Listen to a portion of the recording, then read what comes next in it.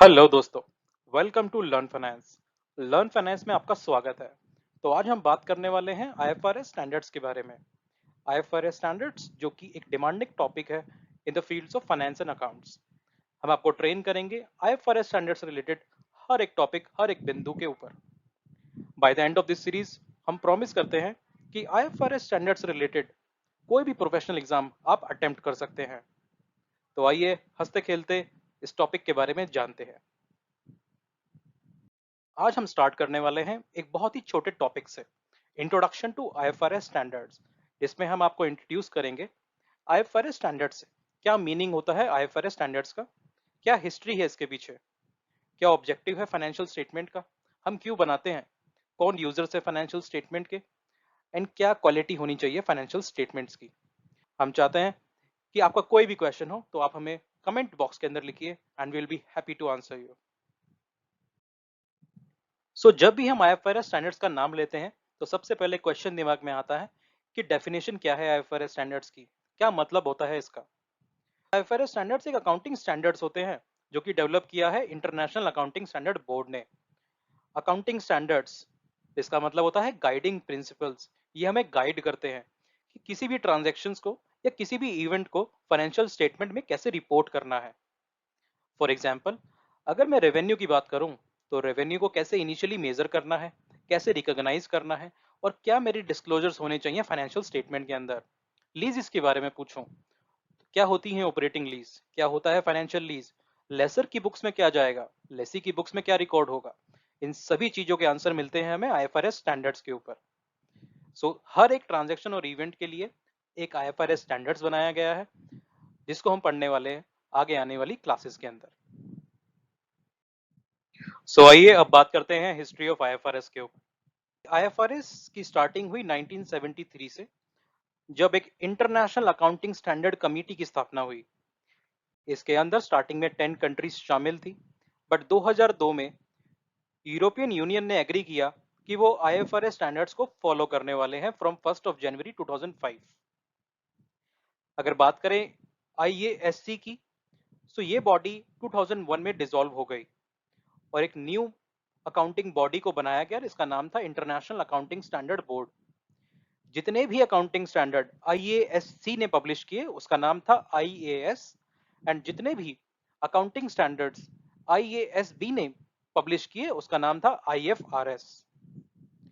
2021 में एक नए बोर्ड की स्थापना हुई जिसका नाम था इंटरनेशनल सस्टेनेबिलिटी स्टैंडर्ड बोर्ड।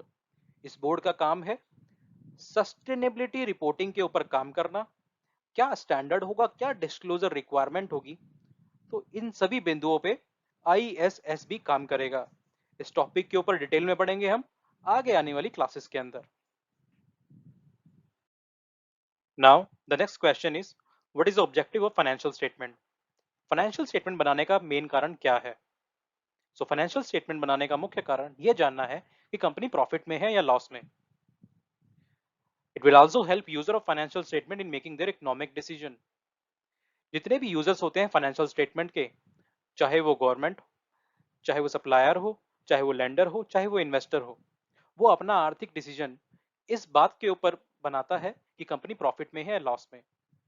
इसलिए फाइनेंशियल स्टेटमेंट्स को बनाया जाता है और पब्लिश किया जाता है। आइए एक नजर डालते हैं यूजर ऑफ फाइनेंशियल स्टेटमेंट के ऊपर।